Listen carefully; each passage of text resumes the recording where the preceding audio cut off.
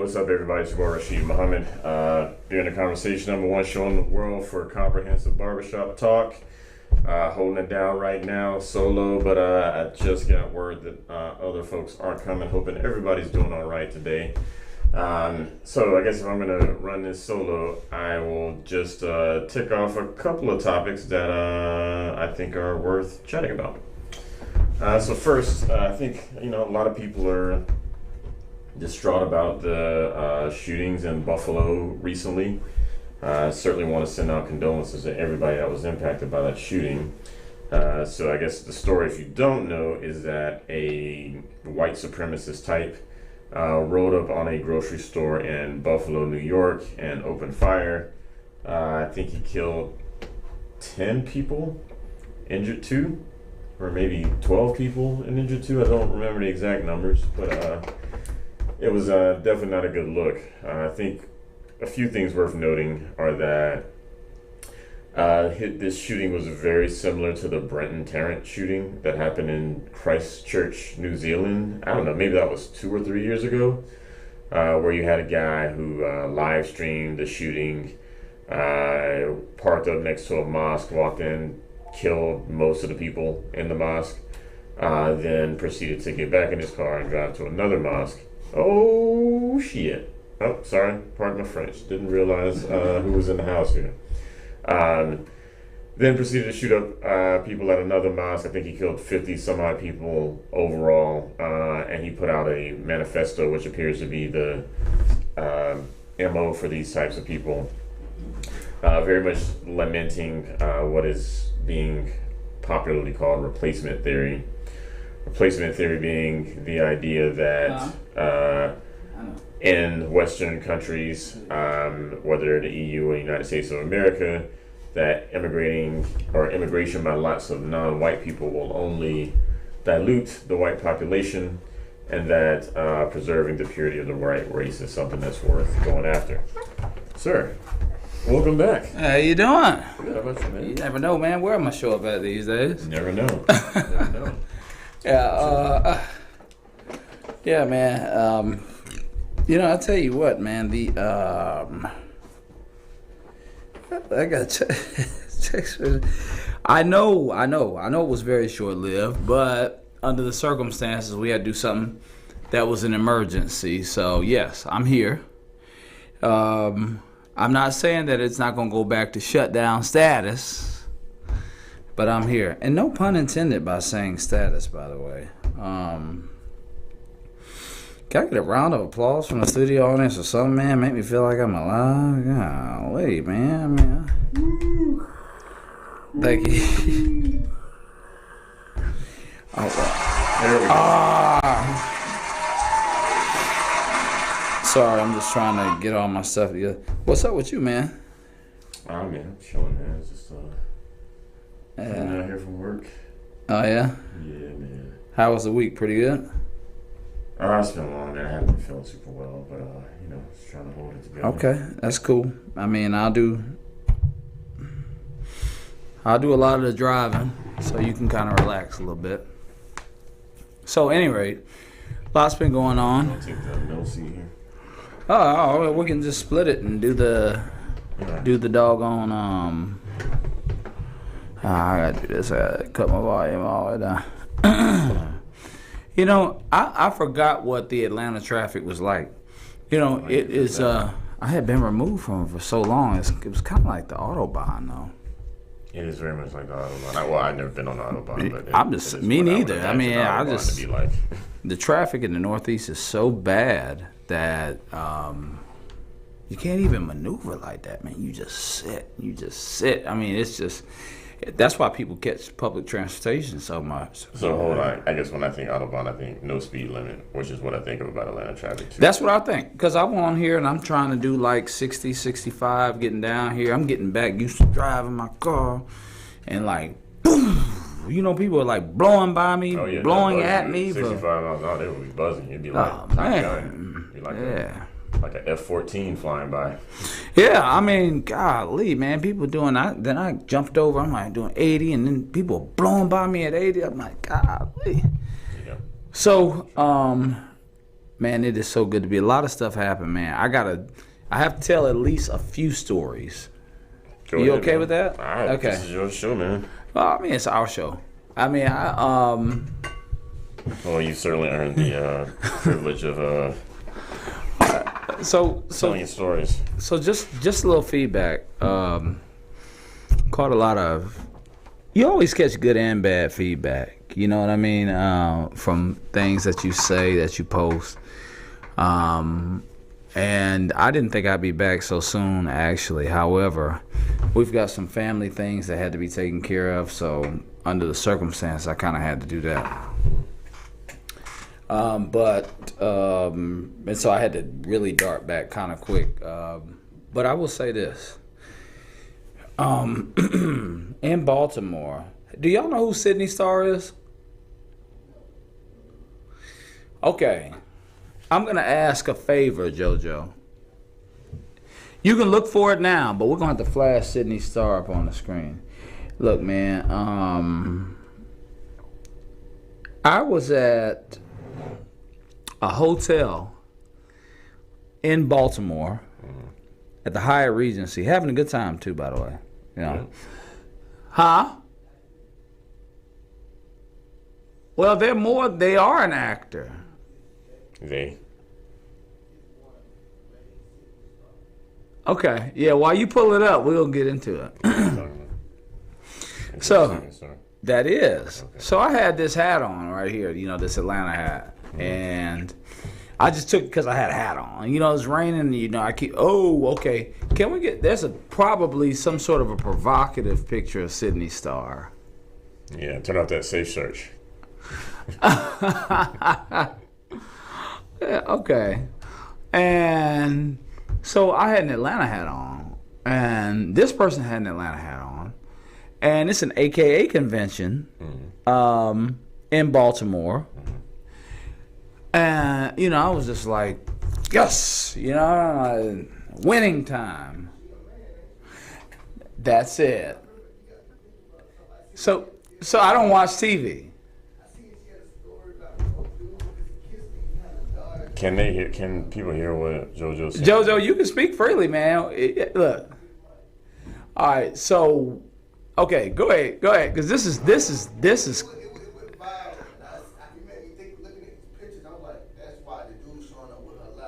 Yeah, because so I said,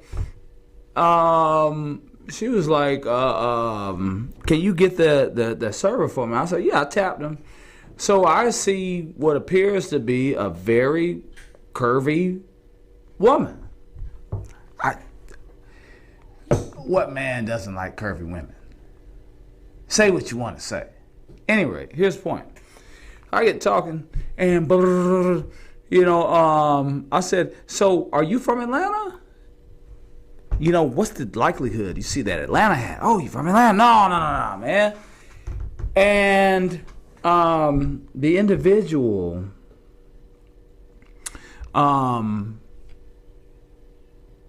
says, no, but I'm in Atlanta a lot. And they said, I'm surprised that you don't recognize me. That's what they said. The individual. And I said, well, I started thinking, I said, where you be at? They said, Buckhead. I was like, I used to live in Buckhead. I was like, ooh. I was like, she know my wife. Nah, that wasn't it.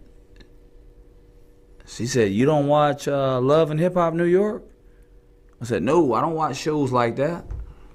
She have asked you about Love and Hip Hop. Yeah, I don't even watch shows like that. I wish to be a fly on the wall. Yeah. So I think nothing of it. The thing is that I'm a more mature gentleman, so conversation is enough for me. You know what I mean? And the younger me might have been like, when they shut everything down, like, well, what are you doing? You know, do you want to hang out afterward or something like that? But I mean, anyway, here's the point. This individual decides that, well, she said that they said that they were doing a party. That's why they were in Baltimore. I know I'm in Baltimore. I'm on sabbatical. And I'm just meeting and greeting a lot of people. You know what I mean? I'm a social butterfly. Y'all know that about me anyway. You Sure. know. So I talk to, I'd talk to a frog if it would talk back to me. You know. And I said, well, look, because I'm here this individual's like, well, who are you here with? I'm like, well, I'm here by myself. You came to Baltimore by? Yes, I did. I'm traveling. I'm going all up and down the East Coast, Baltimore, D.C. I anchored down in Philly. And they come back and they say, well, hey, yeah, the party's open to everybody. Give me your phone. Put my number in. Boom, put it on. I was like, okay. So next day, I talked to my cousin and I talked to my child's mother. And, everybody's checking on me because I'm out of town. They want to make sure I'm okay, that I'm not in a ditch somewhere. You know what I mean? Or something like that. And I said, yeah, I said, do y'all watch Love and Hip Hop New York? Child's mother said, nah. She was like, Angie, nah. But I gave him the name, types up. That's who come up. I said, you got to be. And I felt bad because I had rented a car. And when I said something about the party, I was just like, well, if the party's open to everybody, I want to mix and mingle and make friends. You understand what I'm saying? I'm like, I'm ready. I'm a mingler. I'm cool with that. Social influencer, whatever the hell ever. And then they were like, yeah, you might want to take a look at this. And I felt bad because I had told this person, I said, well, if you need a ride, shoot, we staying at the same hotel.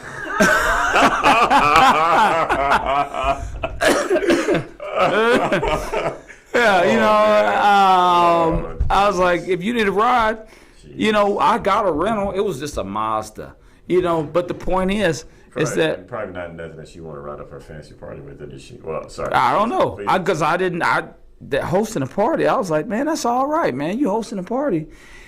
And so when I had asked for the details of the party, it was before I talked to them in the morning. And they're laughing on the phone. They're like, you going to the party still? I said, hell no. So anyway. So you do realize this is the second kind of... Yes. Larry finds himself yeah. in a situation, in a particular type of situation story that we. I told you I had a lot of stories, but I had to give you this one. I didn't know I was going to be here today anyway. I was trying to say, but yeah. So I said, okay. When I found out the info, I was like, ooh, do I text and say, hey, yo, bro, listen, you know what I'm saying? I got my wires all the way crossed, and I'm gonna have to take. You haven't said the thing yet, though. I mean. Oh yeah, well, Sydney Starr is a big time transgender rapper, porn star. Oh, okay. Look it up on Love and Hip Hop New York. This individual is a very nice individual. I did not touch this individual. I want to be very clear about that. No, I think that we need to say that. I think that needs to be said. It needs to be said. I mean, and so my point in saying that is to say, I was like, wow, man. I mean, man, these doctors, they are something else, man. Could you, with that picture that flashed up, could you tell anything about that? When I brought up those pictures, like when I did the search, like I would not have suspected. And like, so even knowing now, like it's hard. There's no right, JoJo. There's no way. It's hard. There's no way. There's no way. You couldn't get that. I mean, there's no way. Here's what I'm saying. I'm saying I was just like, wow. So now I'm in a real conundrum because I'm trying to figure out, okay, I done told this person I was going to go to this party. Fortunately, this person sent me the flyer a couple hours later. Uh-huh. And it did have, and I have it in my phone, and I will show it to you. The flyer has the big rainbow and all of that, and it was after the information I had got from Jamisi and Angie. But here's my point in saying that. So now I got a problem because I done wrote a check with my mouth that my ass can't cash. And I mean that literally. So is Sydney Star post-op or pre-op? Yeah, I don't know, man. You know what I mean? I didn't. The integrity of your ass would kind of be downstream. Fact, but, so I didn't ask. And the thing is, so I was like, okay, all right, no problem. Boom. I just kind of had, wow. Any rate, so fast forward. Now I'm thinking I need to say something because now I know that I'm in the same hotel. And this hotel is not that big. So you might run into... Exactly. I might run into this person again. Sydney. Yes. Yeah, Sydney is the name of this person. That's a gender-neutral name. It is. Right. Sydney Portier. Correct. Sydney Marcus. There you go. Boulevard. So, I'm like, okay, well, you know what? So I'm kind of like sweating a little bit, like, how do I deal with this situation? Next day, I was like, tried to be jokey joke, like, hey, Sydney, hey, couldn't make the party yesterday. Yeah, I was like, man, hope you had a good time. Hey, listen, I said, that really wasn't the type of party that I per se was looking to go to. However, I appreciate your transparency, and it speaks volumes about your character. And at least I got the rainbow.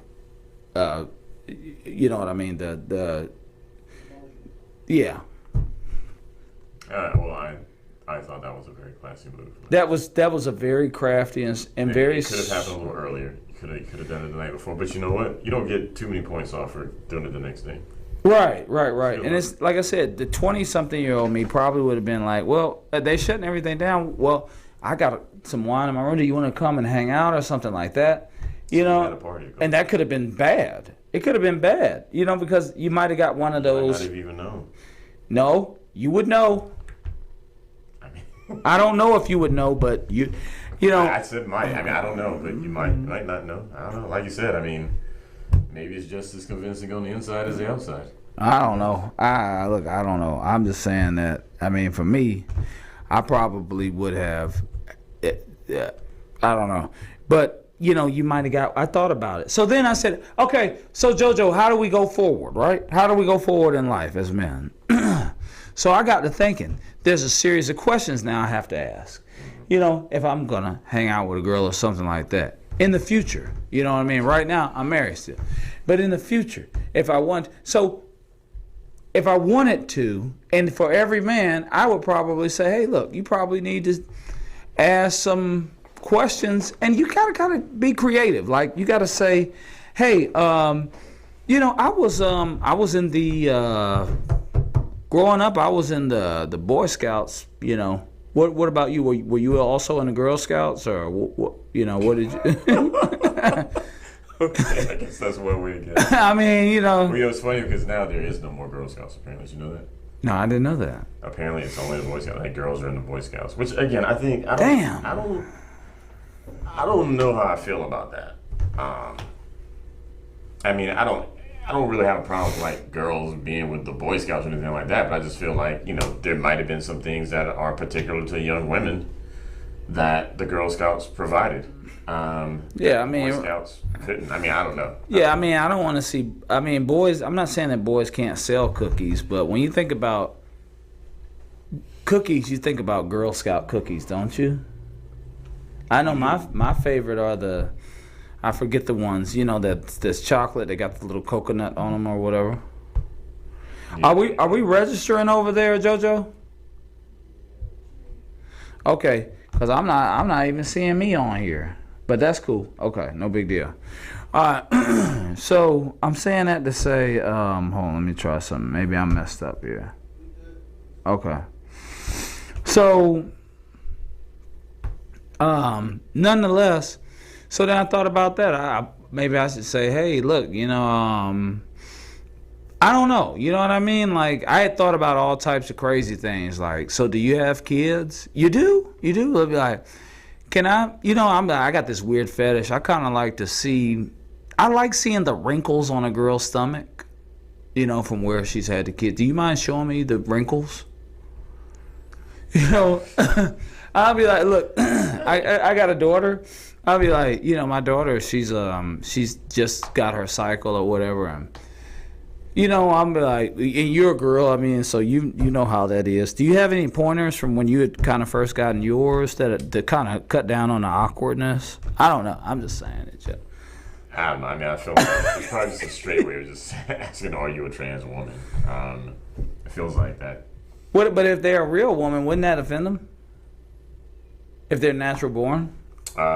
Maybe. Yeah, there are probably ways to work through that. Just be like, hey, look, I'm just being sure. Because again, like, obviously, no way of knowing. I know a lot of real women that would love to look like Sydney. Well, that's what the lady that was working the next night said. She actually came back and said, I'm telling her the story about what could have been a very traumatizing, life-changing experience for me. And the girl that was working there was 26. And she said, Sydney Starr was in here? Huh? I'm like, that's all you got out of this? She looks pretty... She said Sydney looked better than most women. I was like, okay, well, I cannot... I guess, if you're into, like, fake breasts and all that sort of stuff, to each their own. It's not really a look that I'm really into. But, right. How do you know? How do you know? How do you know if you see fake boobs or not? How do you know? They're pretty, and big breasts. I'm saying, especially large ones. They're pretty easy to spot. Okay, so like, even like those. I mean, when I first saw that, I was just got fake breasts. It's obvious that got it. They're not droopy enough. Is that what you're saying? Sort of. They're really firm around the edge and like really round on the side and firm on the side and anyway. So there's that. Oh, tell me more. Hold on, let me get my Vaseline. Tell me. Yeah. So I get it. And so anyway, growth is uncomfortable, right? So I went out of town. One of my biggest fears was being alone. When my mother died, I didn't realize I had a really big fear of being alone, and I overcame that fear. But it helped me to no end, and the reason I say that is because they say, I heard this, and now it's cancel culture. You can't even mention Will Smith's name, right? You know what I'm saying? You can? You can't. Didn't Will Smith's name come up when Chappelle got tackled the other day? Oh, okay. Is that Will Smith? I think you can say his name. He may not be able to say much, but I think it's fair to say that Will Smith is probably canceled for a little bit. Right, but he had said something years ago. He said that all of the great things in life stand on the other side of fear. Mm-hmm. Right? And so, again, I had to reiterate. Nobody goes to say, wow. I had some very wonderful experiences, and it forced me to, I'm a social butterfly, but to a degree, who I let it's always, when you're in foreign territory, it's always better. In my mind, it has been. And I see this in a lot of people's mind. Because one of the things that a lot of people who had reached out to me, and most of them were women, admired, was that you went out of town by yourself. Now, I don't know if they were asking for personal reasons if I went out of town by myself, or if they literally were being observatory for purposes of understanding. Sure. But either way, it was like, I wish I could do that. I had a woman call me and said she had a trip planned with her friends. And it's 4 girls were going to go out of town. And it's all types of confusion and commotion. Sure. Because it's like, who's going to stay with who in what room? And I don't want to stay with her. And I said, well, just go out of town by yourself. When I had went to Aruba some years ago, it was an older woman who said to me, she said, when I said, "What, you got some friends that are coming?" She said, "Yeah." I was like, "Okay, well, where are they? Are they on this flight, another flight?" She's like, "I don't know. I'll meet them when I get there." You know what I'm saying? Deep. It's deep. And growth is, in the wake of everything, that even the discussion about Mr. Kevin Samuels, I won't go into that. That is a soft spot. We had to do it last week because the man died. But uncomfortable truths, right? I know people 50 years old, women and men, 50 years old, and then they date somebody 20 years younger than them, and they feel like they got. And it's just like, yo, what do you? They feel like they got used. The 50-year-old feel like they got used by The 20-year by the 30-year-old person. Yeah, but How so? how not so? I mean, what do you think, that's a genuine love connection? I mean, I'm dating someone that's 15 years younger than me. And we've been Yeah, together for a while. but you know what? Yeah, I think you did it the right way, and I'm gonna tell you why. Because you kind of helped to shape. If at 50 you met a girl at 30, and you were disillusioned by, and how long have you and Atara been together? Years, right? If you were disillusioned about the fact this person really loves me, you know what I mean? And I'm saying it's about realism. So I had seen a post some days ago before I had shut my page down that illustrated and highlighted this issue. It was talking about Derek Jackson. And they said, one man, they talked about Kevin Samuels. They said, Kevin Samuels told you the truth about yourself so you could improve yourself and better manage your expectations. You know, and this, that, and the third. And people hated him for it.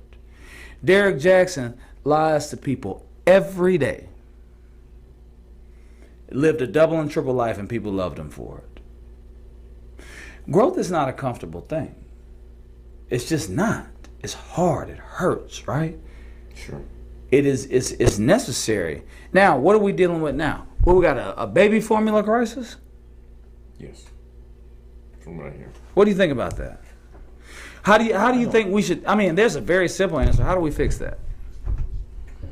I mean, it kind of depends on why it's there, and I haven't done a lot of digging. I mean, I did read something saying that it had to do with like cleaning equipment or something like that. Like some places didn't clean equipment, but I mean, I do have I think in the bigger scheme of things, the fact of the matter is that you can't import baby formula. And if you could import baby formula, then when the domestic producers screw up like this, you can always bring some in from outside. So, this is just one more situation where, I mean, if the government is somehow able to solve this problem, it'll be one of those cases where the government breaks your leg, then gives you a crutch and be like, see what I did for you? So, we'll see. Yeah, well, why don't the women who have the babies who are naturally lactating just breastfeed them? Well, I mean, sure. I mean, yeah. Obviously, humans have survived before there was. Yeah, and even slave women breastfed the babies of the offspring of the slave master that weren't even their children. Yeah, that's kind of a weird thing, is I would assume that the slave woman had just had a kid herself. Well, I don't know how true it is, but I think that as long as they continue to lactate, you know what I mean, they will continue to lactate. And maybe you got a bunch of female slaves, and one has always had a child recently. I mean, this is a long time ago, and women had a lot more children. So I mean, who knows? Right. Okay. So, anywho, I'm just saying that to say, I mean, it's I don't know, but we got to be able to adjust. Growth is uncomfortable. With regard to, I think you touched on the shooting. Yes. Okay. Now, what's your angle on that? I mean, I think that we're both in agreement that people shouldn't be shot. Yes. And killed for no reason. That's right. And that, and taking a step further, probably shouldn't be killed because they're a race. I think that, I don't know, it's complicated. A friend of mine hit me up. I have like a few, like we have group chats. I got some other group chats, and one of my friends like, I'm tired of these white guys shooting all these places up. And I was just kind of like, you do realize that over the course of this weekend, there were 3 shootings of note. There was this shooting, Buffalo shooting.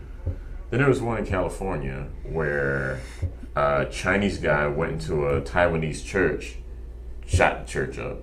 And then there's one where a black dude went into an Asian nail salon or whatever, shot up some Asian women. And they're all horrible, right? Right. But I think it's clear that, and I mean, maybe you argue that the white guy killed more people. I mean, maybe you argue that. But I don't know. I don't think that that's why we're hearing it. We're not going to hear about those other 2 shootings very much. Right. Just like we don't hear much. I mean, when's the last time you heard about that dude that like ran all those people over in a Christmas parade? You know what I'm saying? Or even the dude in Brooklyn like shot those people. And like the only reason he didn't kill a lot of people is he was a bad shot, or he used a smoke bomb or something like that. So I think that like all these situations are terrible, and and many were racially motivated. But I think that our media just it clearly is trying to instill fear in black people. And all these conversations again, like I get an email from my job and they're just like, we're your allies, and I mean, on one hand, I guess I appreciate the sentiment, but on the other hand, like, I mean, like this weren't my family, you know what I'm saying? These were people I didn't know. I mean, 10 white people could have gotten shot, it would have the same like impact. Like I don't believe that like I'm actually under risk of some white supremacist shooting me. I'm much more concerned about black people shooting me. Because statistically, a black person is much more likely to shoot me than a white supremacist. Right. I would probably say in most cases a white supremacist doesn't even want to be around black people. Yes. And so there's a fear based off of ignorance. When people are willing to risk their freedom and their life, there is something else driving them. Yes. And I think that I have really come to the understanding that, and this happens on a microscopic level as well as a macroscopic level, that people have understood that there is money in division. Sure. And so I say that to say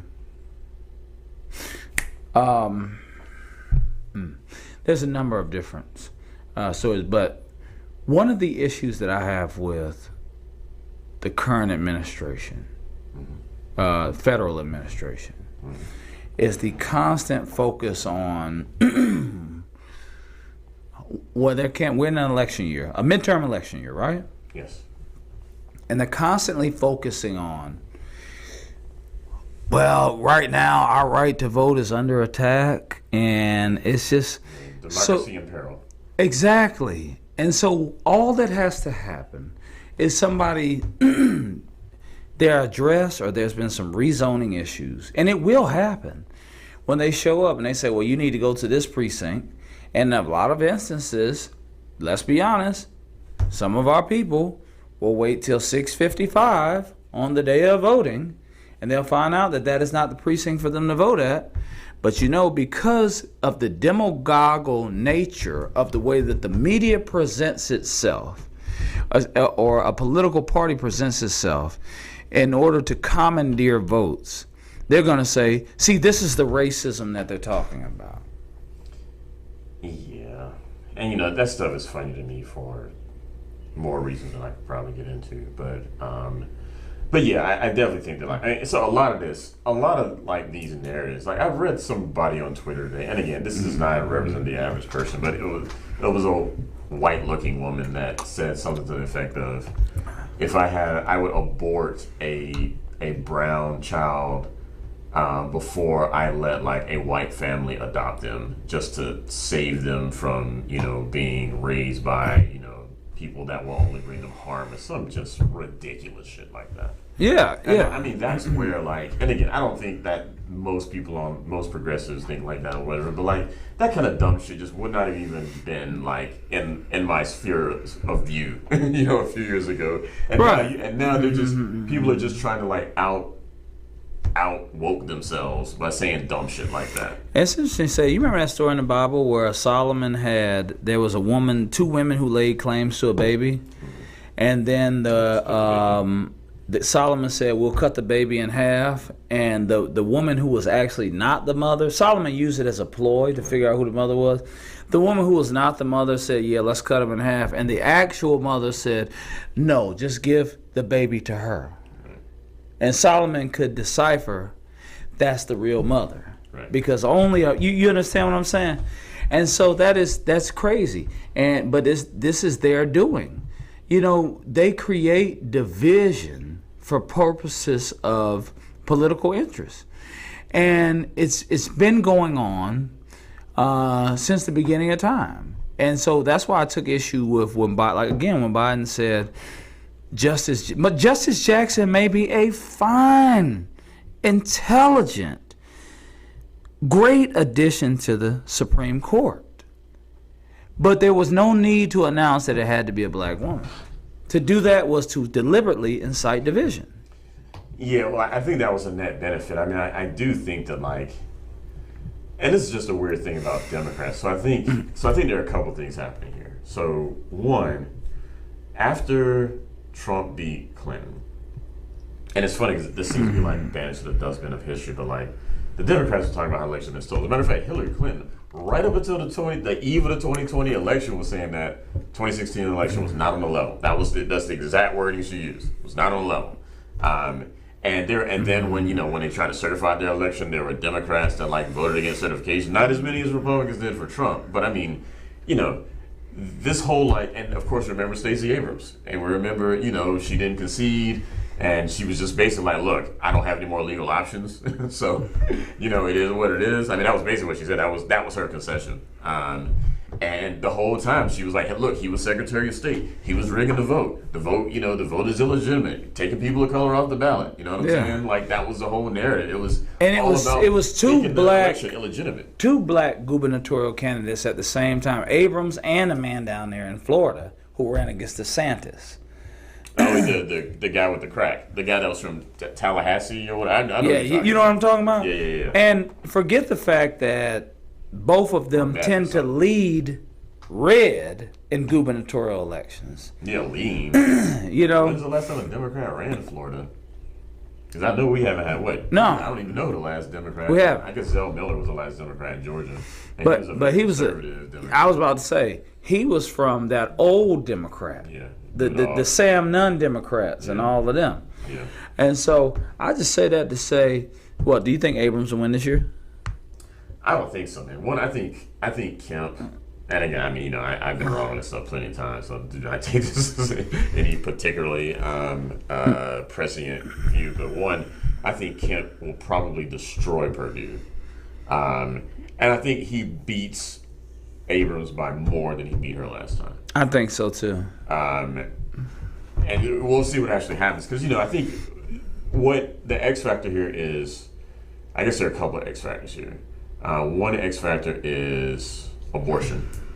Right. So Stacey's going to run hard on that, and and Kemp was very much behind the abortion thing. But I guess this is the thing: the Democrats are making a big gamble here because they are betting that like abortion is a thing that's going to like really like turn the tide, because abortion is they talk about how like the majority of people support abortion, and that's sort of true, but like, I think it's fair to say that like the majority of Americans support some form of abortion, but I do not think it's true that a majority of Americans support the same standard of abortion that Planned Parenthood versus Casey, which is basically like 22 to 24 weeks. Right. And that is globally that is an outlying thing, and like the whole reason this Roe thing came up was because Mississippi said it like 15 weeks. Which is more in line with the world. I mean, we don't have to do what the rest of the world does, but it's just a point of reference. And I think most people are there. Most people are like 15 weeks. The thing though is that like they can't make it. The Supreme Court can't affirm that law for as long as Casey's on the books, and that's why they're looking at like overturning that ruling. Right. But that's arbitrary anyway. Like there are a million different standards you can put out there. The only ones that actually have any kind of real empirical grounding are either life begins at conception or life begins at birth. Everything in the middle is just opinion. Right. What people decide to do with their body is their choice, and they'll do it regardless of whether it's legal or illegal. It's already been proven there. I mean, there have been, prior to Roe v. Wade, which was determined by all men, by the way. Yes. That is for the record. So getting Justice Jackson on the court was not, we get to save abortion. Well, Roe v. Wade was decided by all men. Brown versus Board of Education was all white men. Right, exactly.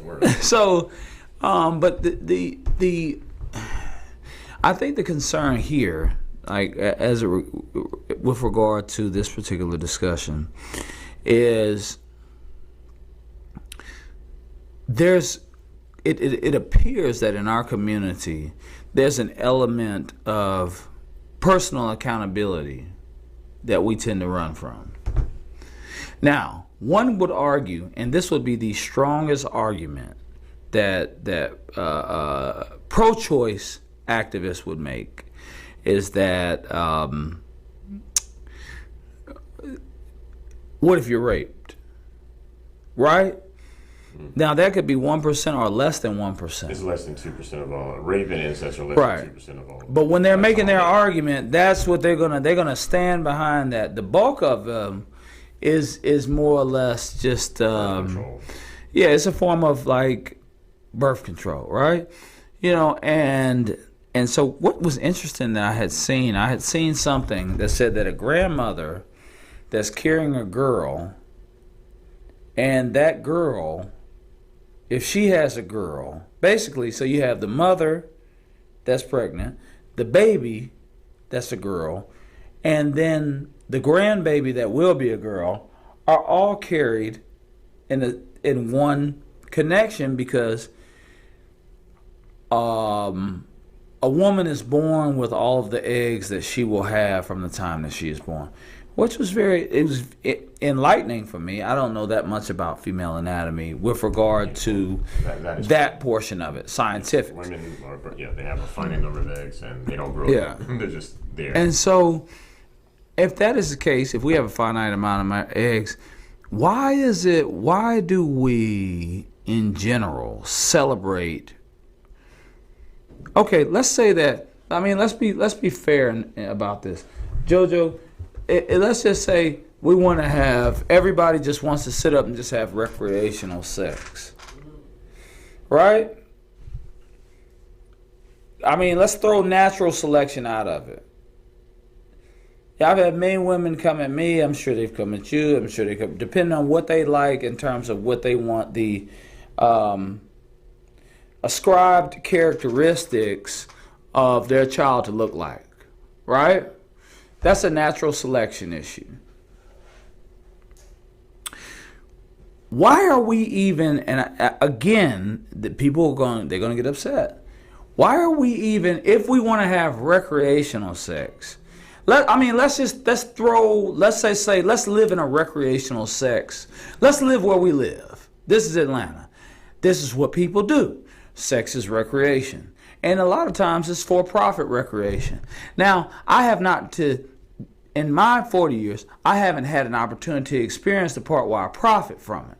So I don't know about that. There are many people who have. I have not gotten a meal because of sex or anything. Nothing. What I'm saying, but hey, that's what you do. That's what you do. Here's my point.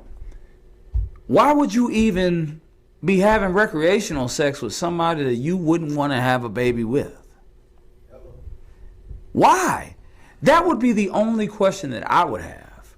If somebody could explain to me, and we can't just arbitrarily say things happen. Listen, I'm going to tell you like this. I know some dudes that have messed with girls, and they'd be shamed to have a baby by the girl. But in my mind, I'm like, why though?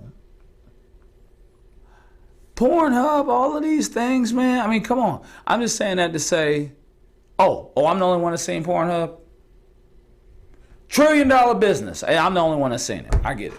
So, I'm just saying, in general, I'm just saying, why? People have. The experience.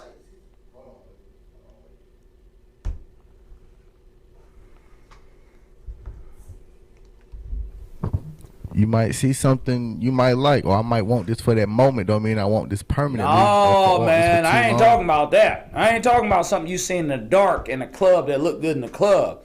I'm talking about something that at the end of the night, that's all that was left. I'm not going to bash. I ain't going to do that because that ain't right. I mean, I don't know that it matters either way. I mean, I think ultimately, people make bad calls.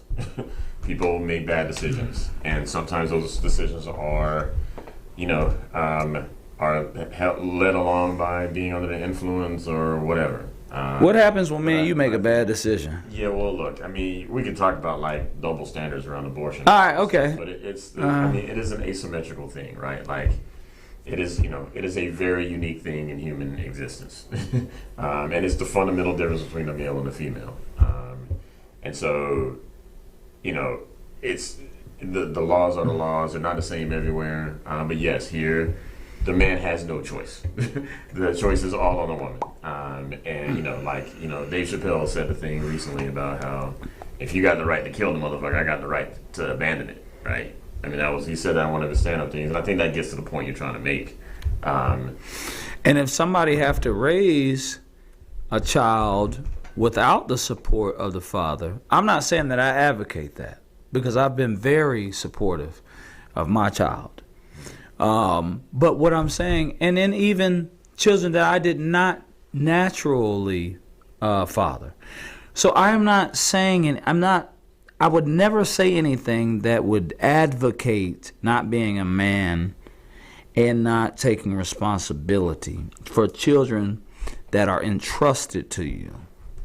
But what I'm saying is that when we start talking about the accountability issues, if we look at things from an accountability standpoint, if a woman has to raise a child with no assistance, she's going to be more apt to not make that mistake again. That's where and more importantly, if child support courts, welfare, and food stamps, WIC, all of this stuff did not exist, then in a lot of instances, the mother and father are probably going to get along. Yes, because they know that they need the father, right? But when they know that they have the government, they know that. Because I don't know what that's like. Maybe we would use it too if we had that option. Maybe we would say, I'm not going to comply. I won't be cooperative because you will do what I say, or I will go to the government. But we don't have that option. I mean, is there something you're a savant when it comes to these type of issues politically. Do we have that as an outlet as men? Is there a government entity that will allow us to be uncooperative? I mean, no. I mean, if it's proven to be your kid, you're on the hook. In the United States of America, as far as I know, I'm not aware of any exceptions to that, and I'm sure I mean, it is kind of family law. Family law is a state thing, but I think most of the states are kind of in the same place there with some variance. So yeah, I mean, it is indicative of just a lot of social change around just family formation, relationships. It's funny when I think I may have told you this when I was working at the university. I couldn't afford that. I had the budget to hire like real employees, so I hired a lot of graduate students. And I had like a wave of Indian graduate students. And like clockwork, like 6 months after they graduate, I get a wedding invitation, right? And it's all arranged. Like the parents, they have like a whole like system of like finding, and using and they exchange like CVs or resumes with the bride's family or whatever to like make this thing happen. And and we look at it kind of sideways, but like no, I actually think that's probably go ahead though. Divorce rates are pretty low there, and it could be because divorce is shamed or whatever. But I mean, I don't know much more than the fact that divorce rates are less there. Well, here's the thing. Love is a fleeting emotion. Yes. It won't always be there. What keeps things together when love is not there? Friendship, admiration, respect, partnership. And so it's more important for people to be of the same faith and be equally yoked than it is for them to love each other. I believe if they are of the same faith and they are equally yoked, then the love can only come from that. Like love can grow from that. But love itself is not enough to grow equally yokedness and the same faith. Yeah, I mean, I think that's mostly true. I think that I forgot what I think. No, yeah, I mean, you got it, brother. Yeah, I think that's generally true. I think that, you know, the whole idea of romantic love is actually fairly new. The idea that you marry someone because you love them, like that's actually like a concept that's only a few hundred years old. Right. For most of the history of humanity, it was a much more practical situation that was linked to survival and things like that. But also, this is why the Marxists and the communists hate the family so much, because it was really, in large part, about property and inheritance and social order. And obviously, there's a heavy Marxist influence on our culture these days, and you're starting to see some of that contempt for the family now kind of bleed out. Listen, I'm gonna tell you. And you said a whole lot there. I would need somebody else to help us to develop the idea of property, because in the Constitution, doctrine of original intent, all of these things, in the Bible, 10 Commandments, thou shalt not cover thy neighbor's wife. Women were seen as property, okay? But I don't think that they should be seen as property because of and I'm probably one of the biggest chauvinists, but not property in the sense of I tell you what to do. Mm-hmm. But property is something to be taken care of and maintained. Now, the government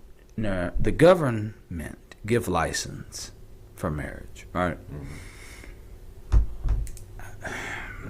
Yeah, here in the United States now. God. I mean, marriage is fundamentally a community record. So the basic definition of marriage is a sexual relationship that is officially sanctioned by a community. Correct, and by God, depending on what your faith is. Right. Yeah. I mean, the community, the church, or whatever. But yeah. Right. And the recognition by the community is right. Key to the whole idea of marriage. And so government is not really fundamentally part of that. But no. Yeah. They certainly in the United States now, like I said, they are. Yeah. But what we're really talking about what marriage is something that there could be no government. There could still be marriage, right? Without government. Exactly. Okay. All right. I get it. Exactly. They just came in and regulated it. Right. So I'm gonna go somewhere with this really quickly because you was on to something. The father gives the daughter to the man. Mm-hmm. Sometimes we get caught up in terminology, and I have to be careful with listeners because they'll read too much into it. That is a transfer of ownership and responsibility. Yes. That is the man saying that I condone of him, this man, taking care of her the way that I have taken care of her. I condone of it. Right. And I have this is big, I have the rights to her. And you cannot have the rights to her unless I willingly transfer those rights over. But I have to feel like you are in a capacity to do it. Society, the man is supposed to pursue. How many times in your life have you missed out on women 10 years down the road say, I used to like you, but you never said nothing to me? Well, I didn't know. I didn't know you liked me. And so man is expected to pursue. Man is expected to provide and protect. Okay. The father is actually supposed to pay for the wedding. Yes. Right? Father of the bride. Father of the bride. Okay. Now, then it's on the man to pay for everything else. Now, you get married, you get out of marriage, the government taxes the man to get out of marriage. How can you have a provision where the man is supposed to provide and protect, but then say in court, the person who is the breadwinner have to pay for both attorneys? You're inherently taxing the man. So really, the attorney, if there's a divorce attorney for the wife, then that's actually the man have two attorneys that work for him, actually. It's weird. It's a very abstract concept. But my point in saying that is to say, so the man have all this responsibility, but he has no control. That's what's messed up. Oh, wait, and those are government rules, and I don't know. I mean, I think that a lot of that is anchored in just the old economy or older economies. I think that my guess is that, and that you may know better than I know, but it would seem that if the man and the woman have equal income, that I don't think the man would be required to pay for the woman's lawyer, would they? I don't know. Well, here's the thing. To even thoroughly investigate who has more, or if it's in, let me just say this. To get to the bottom of who has more income, that's a research paper in itself that's going to cost you $5,000. Okay? For somebody to comb through your stuff. And they're going to ask you a lot. You'd hope that tax returns kind of help get to... Nah. I mean, that assumes that everybody's actually claiming everything they should be claiming. When people... if somebody says to you, JoJo, and I want you to listen to this, and there's a lot of young men that need to hear this, and when I get the opportunity, I'm going to talk to them. Do you have any kids? Okay. When somebody... My daughter's 17. When somebody says to you, how old is your daughter? And you say, why do you need to know that? And they be like, I need to know. Because we need to project what income you will have coming back into your home after the child turns 18. They don't tell you that when you get ready to settle down. That people will project the future income that you will have. Based on, they want the birth date. They want the full name and the birth date of your child. Let me tell you something. There's some stuff that brothers need to know. I can't charge them because they can't. Most cases they can't afford to pay for it. So I'm gonna have to give it to them free. And this is what I'm trying to tell you. People start asking you, could you tell me exactly the square footage of your home? What would you estimate the value of your furniture to be? We're talking about someone you're dating that was asking you this question? No, I'm talking about an attorney. Oh, okay. This is what I'm saying. Okay. And you start saying, how often do you get your hair cut? How much do you pay? Are you like, whoa, hold on, man. This is a lot of questions for what should be a very... Look. It sounds like underwriting, basically. Sounds like the same questions as someone is Yeah, underwriting. well, I wish they had asked me that. Look, growth is uncomfortable.